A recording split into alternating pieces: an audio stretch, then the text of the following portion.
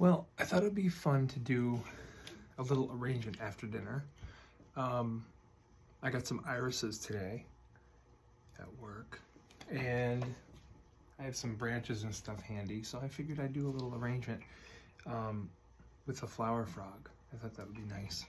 So I was trying to figure out which container I wanted to use, because I love both of these containers that I have in front of me. This one is actually amethyst glass. Look how pretty this is. Look at that design. I think that's like, I don't know, is that Greek or something?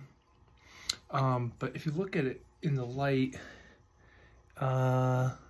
certain lighting, you can tell that it's actually purple.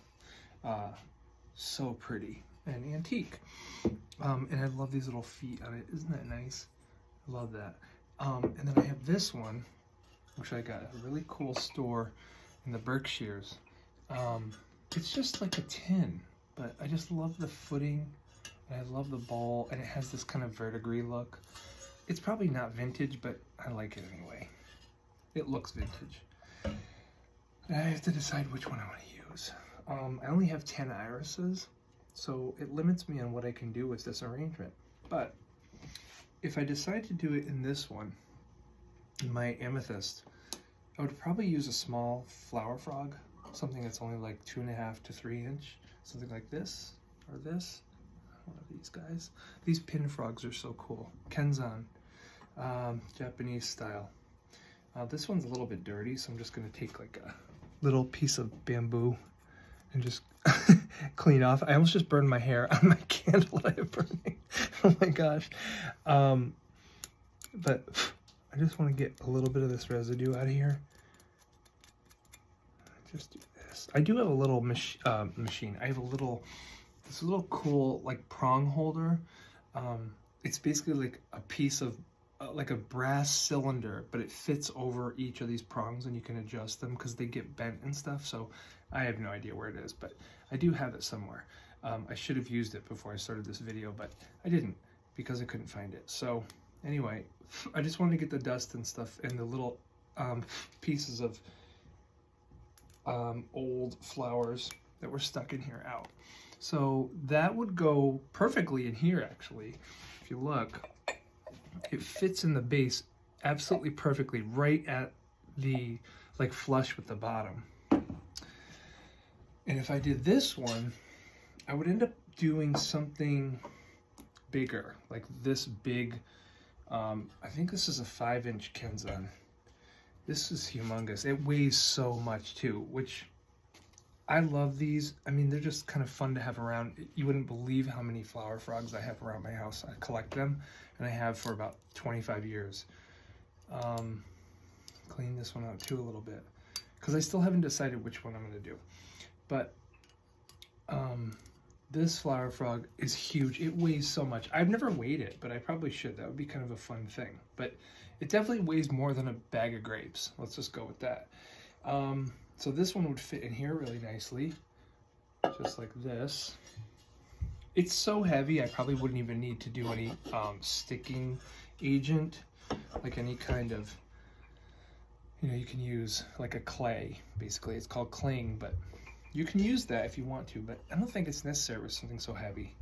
But once, what the idea of the purple irises with the black glass that's actually purple, I think I'm gonna go that route. I think that'll be more fun and a little bit more adventurous. So what I'm gonna do first is, I have some birch branches that I have from the woods, and these are just real simple. Oh, you know what I need is some water, but these are dry, so it doesn't matter. But what I'm gonna do is clean these up a tiny bit, and I just want a few sticks in here to start off. I want basically like an armature, something that's going to stabilize the flowers once they're placed, and this will help because it'll give me a little bit of guidance, and it will give me my silhouette of what I'm going to create in the end. Some of these are a little bit rugged and rough, so I'm going to clean them up a tiny bit. Let's see. The irises are quite tall, so I do need height without cutting myself. Okay, this is good. This is a little bit, I don't know, it's a little bit too much, but it's okay. I'm gonna deal with it. I'm just gonna put this guy here. So what I'm doing is creating a silhouette to work around. I like this one. This is really pretty. Seems sad to cut a branch off of something so pretty as this, but it has to happen. Let's see. I'm gonna probably go like about here. I want some height, but I don't want to go wild.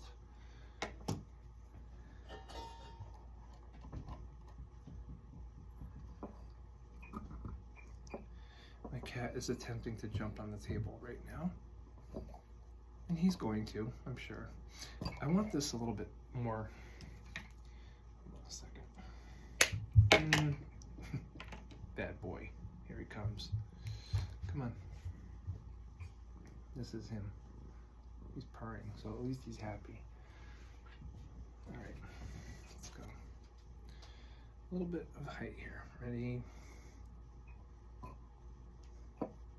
Be careful with the flower frog. I mean, the kenzan has all those sharp pins, and if you're not careful and you're pushing down on flowers down near the base, you can stab yourself, and the worst is when you get it under your nail. Of course, everybody knows that, but it's terrible, so don't do it.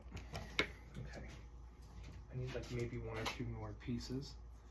These aren't that beautiful. I mean, they're not in perfect shape, so I'm just gonna try to get the cleanest ones I can. All right, that's good. Let's see. Let's put one over here. I am cutting this at an angle. If you notice, when I cut, I do this like this.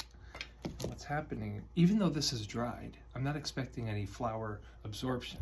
But what I do want is there to be a narrow part that pokes down into the flower frog so that you get stability. If it was flat, it might not poke down and the prongs can't actually go into the wood. So I'm gonna try to do this. Oh, that was nice, okay. Then I have one more small-ish one. Maybe go over here with this. Okay, I'm gonna grab some water real quick.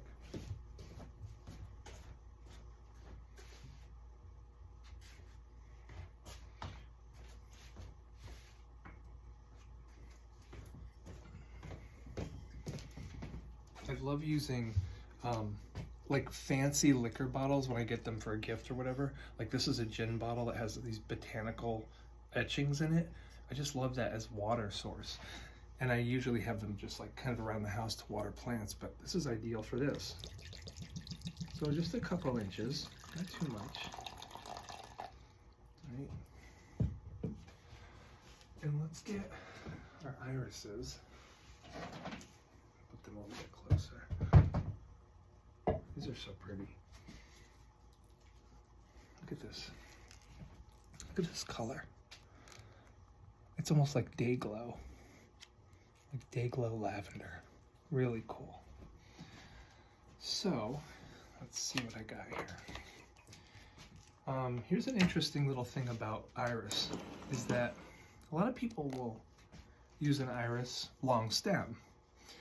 But what they forget is that if you cut them at certain places, you can actually use the foliage as part of the arrangement. So what I'm doing here, if you look, I'm separating this right here, okay? Without snapping it or bending it or bruising it too much, I'm gonna cut here. Now what I've done is I have this foliage and I have a kitty. He's being so bad. And then I want to put these flowers in, basically, wherever there's room and space, okay? Like this.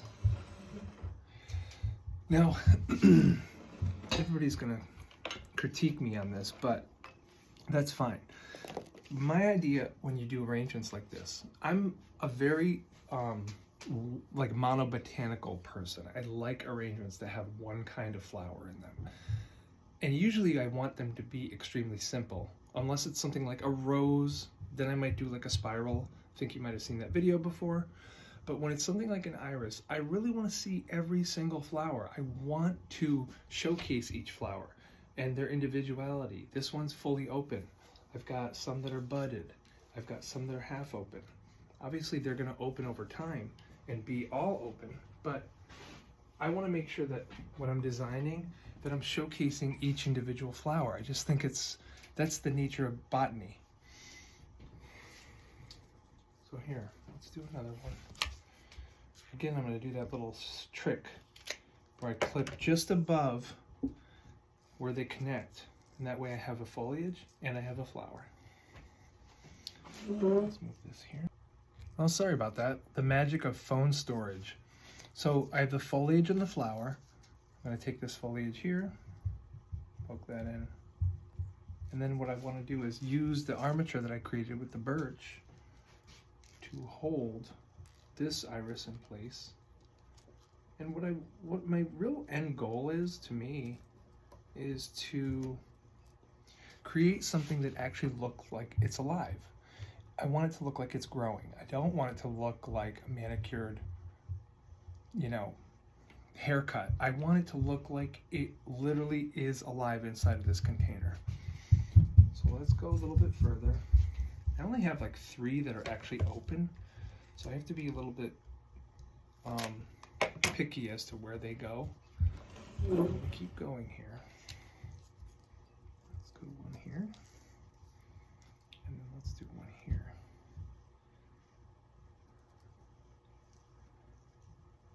I mean, it's nature, so the imperfections of nature actually are a good guide because they make you feel like you know what you're doing if you don't. Let's do this. Again, cutting just above that little section. So now I have a foliage and I have a flower.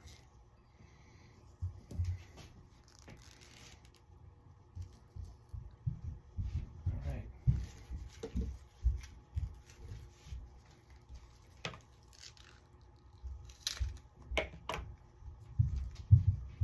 Let's turn this baby around. And I love how these are coming out a little bit further than the birch, so it looks like it's kind of alive, like in a swamp or something. It has like a little bit of character to it.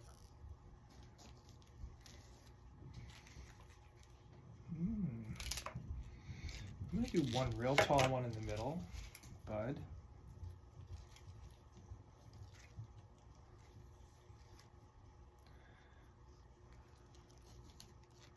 Nice. Okay.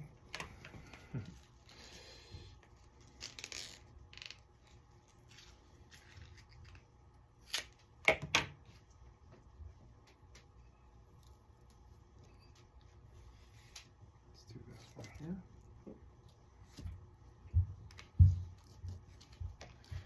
Give a little bit of distance in between each one of them, and that way you'll make sure that, like I was saying earlier, that individuality of seeing each of those flowers as itself.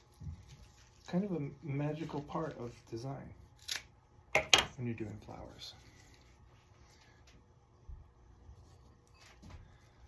Let's see, a little bit here. I mean, again, we have 10 flower stems. That's not a lot of flowers. A lot of people will talk about going to the grocery store and getting a bunch or 2 of flowers and just shoving them into a vase. But it's like if you take a little bit of time and just put a little bit of effort in, you can really come up with something interesting that's worth showing. You know, have a little luncheon and have friends over and make something like this. They'll be asking, trust me, they'll be like, oh, look at what you made is so beautiful. How'd you come up with this idea? I'll never tell. But let's got one more flower here. Any space on this side? Yeah. Let's do one here. Okay. All right, so here's our flowers. And if you look, it's pretty even, all right? But I don't want it perfect. I want there to be variance.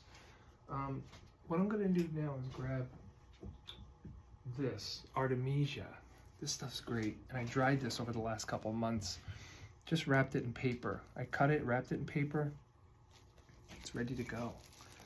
I just want a couple stems. I just love the gray tone with lavender. I think it's a really nice combo. So let me just, if I can trick this into releasing. Okay, so we got all these little stems here. I'm just gonna do like, I'm just gonna vary it a little bit. I'm gonna do some tall and some short.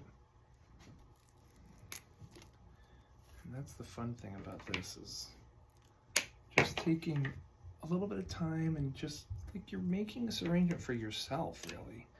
Something a little bit fun and simple, but with a little bit of class and character. Now the baby boy is having a field day. He's trying to get at my dried flowers. There's something about dried flowers and cats that it's undeniable. They love them so much. Sometimes it can be a little bit tough to get the flower, when they're dried, to stick onto the pins of the kenzan, but just work a little bit, pull up, pull down, you know, do a little bit of wiggling, you'll get it. Very easy.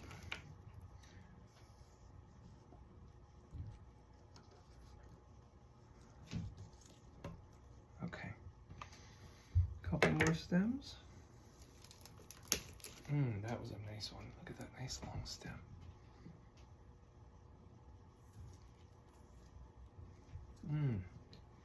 Really pretty. I don't like that one. I like the ones that have like really pointy tops. They're just so like airy and elegant. But I'm almost done here. I don't want to go too much. I want this to be really whimsy and airy and have character based on the simplicity of it, rather than overcrowding and just trying, you know, I feel like sometimes when people are arranging flowers, they're making flower arrangements that they're so full of flowers that it's like they're hiding something inside there. And I want to see everything. I want to see all of it. I want to see every flower. Okay, this is it. Really, really clean, really simple, but elegant. Could make a really nice centerpiece for a table. Clearly it's really tall and everybody's gonna whine about, oh, the flowers are too tall, I can't see the person across the table from me. Trust me, half the time I don't want to see the person across the table from me, so maybe it's a blessing. But look at that. What pretty flowers. Let's check these out.